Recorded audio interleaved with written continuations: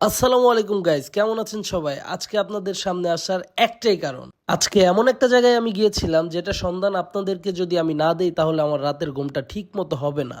কারণ ভাগ্য ভালো যদি না হয় এই জায়গায় কেউ আসতে পারে না। সো গাইজ, জায়গার নাম বলার আগে এইখানকার কিছু সুন্দর দৃশ্য আমি আপনাদের সামনে প্রেজেন্ট করি, যেটা পৃথিবীর কোথাও দেখতে পারবেন না। চলেন শুরু করি তাহলে। দেখেন কত সুন্দর পানিতে গাড়ি চলছে। ওমা, এদিকে তেসলা! পানিতে তেসলাও চলে, জানতাম না তো আগে। বাইকের পিছনে গার্লফ্রেন্ড বসিয়ে এভাবে কখনো রাইড করেছেন পানিতে?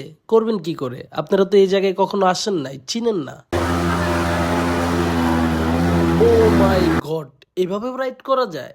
আমি যদি এই জায়গায় না আসতাম কখনোই জানতে পারতাম না। দেখছেন দেখছেন, তিন বন্ধু মিলে জিএসএক্সআর নিয়ে কত সুন্দর রাইড করতেছে। ও শিট গাইস, টেসলার তেল শেষ হয়ে গিয়েছে। আমি মামাকে বললাম, মামা আপনার তো টেসলার তেল শেষ হয়ে গিয়েছে। মামা বললো, আরে মামা আপনি কি পাগল নাকি? টেসলা কি কখনো তেল চলে? টেসলা চলে ব্যাটারিতে। আর দেরি না করি তাহলে জায়গাটির নাম আপনাদের বলে দেই। আর ভাগ্য ভালো হবে কেন সেটি বলেছিলাম একটাই কারণে, 3-4 ঘন্টা বৃষ্টি হওয়ার পর 10 মিনিটের মধ্যে আপনাকে এখানে আসতে হবে, তাহলে এত সুন্দর দৃশ্য আপনি দেখতে পারবেন। কারণ 15 মিনিট পর সব পানি ভ্যানিশ হয়ে যাবে। এই জায়গাটি আর কোথাও না, এই জায়গাটি হচ্ছে উত্তরা 7 নম্বর সেক্টর। আমাকে এআই ভেবে ভুল করবেন না, আমিও বাস্তব, পানিও বাস্তব। শুধু বাস্তব না, আমার বর্ণনা। আমার জন্য ভালোবাসা রাখবেন। আপনারাও ভালো থাকবেন। দেখা হবে ইনশাল্লাহ নেক্সট ভিডিওতে।